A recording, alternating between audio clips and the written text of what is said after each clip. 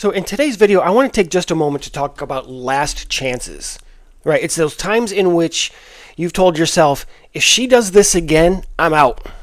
And I'm sure we've all probably said that before, right? But you already know it's over when you've made that statement. It's that one more chance that always backfires. You think maybe that you haven't explained to her well enough why an issue is important to you, and that you think that she's going to understand. But what she hears is permission to continue doing what she's already done. So today I want to discuss that gap between the last chance and consequence that kills your respect and how to close that gap. So men love giving one last chance speeches, but deep down they and you know that it's just setting up for repeated behaviors. And that's what I like to call the consequence gap. It's that space between the screw up and the real consequence. So men fill that gap with endless second chances.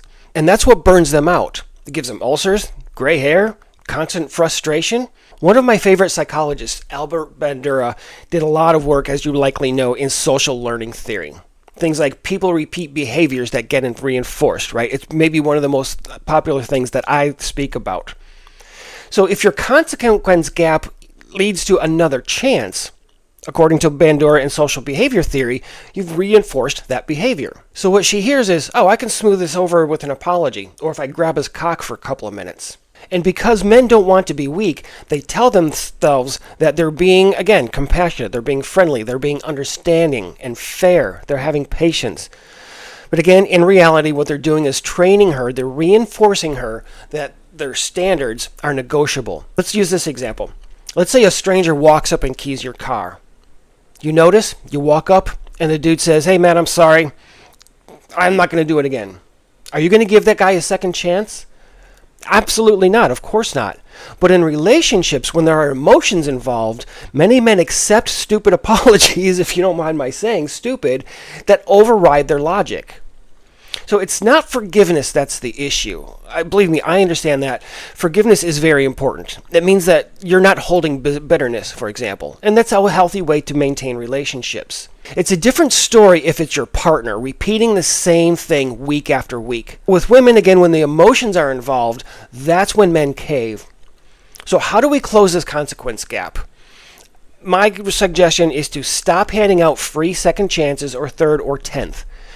When you have these discussions, don't blow up, don't get argumentative, stay cool, and connect behavior to consequences as calmly and as quickly as you can. A practical statement in a situation like this might be, I've heard you say this before, and what matters now is not the apology, it's the change that's not coming with it. If you do think that she gets another chance, spell it out clearly to her.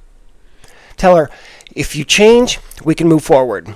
But there are no more chances after that. You understand? This is the last time I'm saying it. But if she repeats it again, follow through with no drama. Tell her, I gave you the chance and told you there would not be another one after this. And nothing's changed. And then you walk away. So listen, every extra chance that you give, again, is reinforcing and teaching that apologies buy time. They extend your agony. So that's how respect dies. It's in that gap between your standards and her actions, her repeated behaviors.